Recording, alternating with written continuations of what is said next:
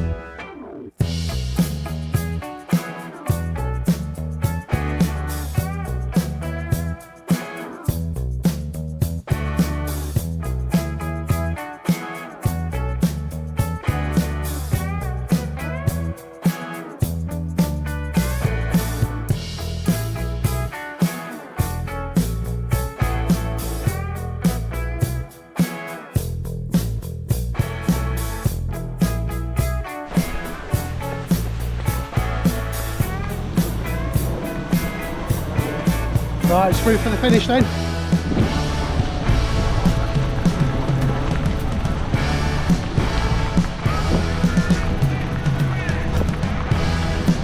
I'm coming for you. I'm coming for you.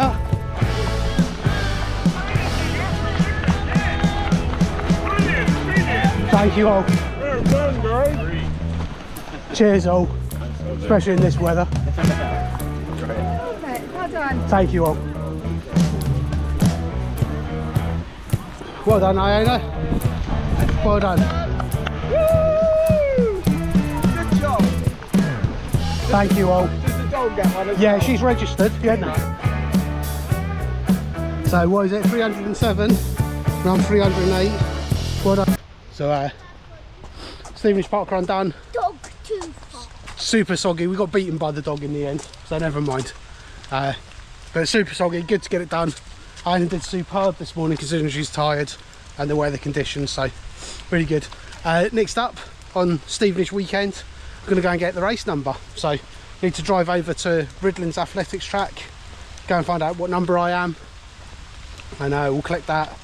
And then I think the order for the day is to go and get a coffee and get warmed up. And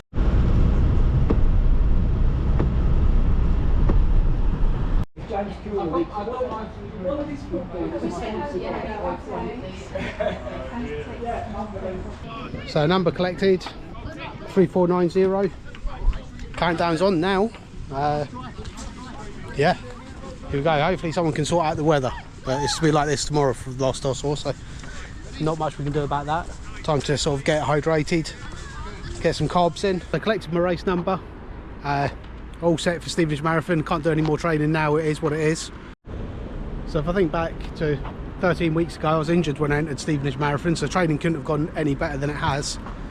Delighted with where I am. I did do 13 weeks of an 18-week marathon training plan, so not quite as far along as I'd like to be, but it's probably about as good as can be hoped. And the aim for this marathon training block was just to make the start line and make the finish line, and I'm confident I'll be able to do both of those things. So no worries about time, no pressure on that, just about having a good time at Stevenage Marathon, picking up a medal, getting a t-shirt, etc., and getting to the finish line. So it's hard to do a marathon and not think about a time goal of some description. I'm guessing Stride's telling me 4:20ish, give or take 5 minutes, so 4:15 to 4:25. I think that's a little bit ambitious, as I've said in previous vlogs, but we'll see how it goes. If I get 4:15, 4:20, delighted with that. We'll follow Stride round. If it's sub 4:30, amazing, really happy with that. not being funny, sub 5 I'd be delighted with, but got to remember 13 weeks ago, actually the best bit about this was getting the training under my belt, getting 13 weeks of solid training. I'm now averaging 35-40 miles per week in training, and that's really the goal of that marathon training block, was really to put a basis down to kick on for the new year. So I could probably talk a bit more about what went well about the training, and maybe a bit about what went less well. So one of the aims was, well, let's start again. So we started sort of doing two swims a week, 2 gym sessions a week, and then 4 or 5 runs per week, and that went really well. I was doing fantastic at that. And then duck and dash happened, and the swimming tailed away. I just didn't get back into the habit of swimming. I was going to take a couple of weeks off and then get back into it, and that just didn't happen. It just didn't materialise. So a bit disappointed to let the swimming slide. And then for semi-good reason, the gym work sort of slide as well. The gym that I was using, my membership came to an end, and then the gym that I could switch to actually ended up being refurbished, and so it was closed for a couple of weeks. And then by the time it reopened and I could go back, unfortunately it was coinciding with doing really long runs, and so going back to the gym and trying to do long runs and increase the mileage on tired legs wasn't probably going to be the most sensible of ideas, etc. So ultimately decided not to do it. But disappointingly, gym work went to the one side, swimming went to one side. Maybe for the next training block, let's see if we can be a bit more consistent in those things, because I think the gym will bring massive benefits, and I do want to get stronger with my swimming. Another thing that started off really well, one of the objectives was to lose a little bit of weight. I lost a stone quite quickly, actually. I lost a stone in the first 8 weeks, and I was being a bit more disciplined with my training, but I was being a bit more disciplined with eating as well, and that happened quite easily. Really good. So in 8 weeks I lost about a stone, so £1.5 pounds a week roughly, give or take. And then I haven't lost any weight since then, so I got less disciplined, I got less good at it. I've started to slack a little bit on the nutrition, etc. So a stone I'm delighted with, but actually there's room for improvement again, and therefore, you know, get through these next 2 marathons and let's start being a bit more disciplined again, start to see if we can lose a little bit more weight in the next training block. Another good point, consistent running. I'm not complaining at all. I've done 4, 5 or 6 runs each week for the last 12-13 weeks. I've had some good quality sessions in there. I've had some slog it out runs that I've just had to get through, etc. I've run on tired legs, I've run on fresh legs. I've got my 5k down from, it's hard to tell, but I can remember I did a park run in 38 minutes. I was disappointed not to get a sub 25 run around the garden a few weeks back. So you know, I'm probably in 24-minute shape for 5k if I was to go for it on fresh legs. So delighted with that, real movement in the right direction. One thing that's completely out of my control is the weather. The weather's been a bit crazy today. It's tipped it down all morning. Now we've got beautiful sunshine here in Letchworth. Looking at the weather forecast for tomorrow, it's to be the same really. It's to rain all morning and then get a bit brighter in the afternoon. So it looks like it's going to rain for the 4 hours of the marathon. It's one thing starting in rain, which is probably the most miserable thing you can do in a run. I wouldn't mind if it started raining in the second half, etc. But hey, it is what it is. We can't do anything about that. So hopefully the weather gods come out today and make it a bit brighter tomorrow. But if not, it is what it is, and we just have to crack on. So I can't do a marathon mentally going into it without breaking it down into little segments.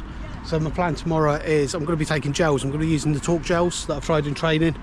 Seem to be working out quite well.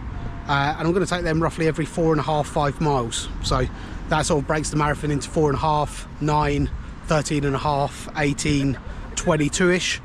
Take the last one a bit early so that has an effect. So I'm hoping to take 5 gels, and that's me mentally breaking the marathon up. Might switch that just because I like to take a gel with some water, and the water stations are every 5k. So I'll try and get them to coincide with each other as best I can. And that should help mentally break up this marathon into manageable chunks. As I say, the main outcome for this marathon training block isn't necessarily the marathon run at the end of it. It's been the training up to it. So I'm delighted with that. If we roll the clocks back, if I can pull out the video from somewhere to 13, 14 weeks ago, I think I ended up here in this park here. really having struggled around a 5-mile run and just got to the end of it. So we'll see if we can pick that out. I can remember saying something like, you know, record these runs because these are the ones in 12 weeks that you look back on and you see how far you've come, etc. So we'll dig that out, drop that in, and that's a reminder of where we've got to. So it's more about the journey rather than the marathon at the end of it. Let's not get too hung up on tomorrow, etc. Last random thought is I was following Hansons Marathon Method, and I should probably be fair to Hansons Marathon Method. I haven't really followed it to the letter. I can't remember what it's called, but the just finish plan, something like that, the one below beginner plan. So just finish, I broadly followed the mileage. What I did do, because I was coming back from that calf injury, I think the Monday runs sort of got lost along the way. I felt that was too big a load on my calf, so I'd rather make the start line than just follow a plan and blindly get injured. So the Monday went out the window, but the calf recovered better than I thought it was, so I was able to do club sessions, so I was able to put some effort and speed work in. So that deviated from the just finished plan from Hanson. So I'm not sure you could say that I followed Hanson's to the letter, but I think I've broadly followed the principles of it, and so I'm happy with where I am, and let's see what almost the just finished plan brings. But I wouldn't say I'm the benchmark for what Hansons delivers other than running the miles per week.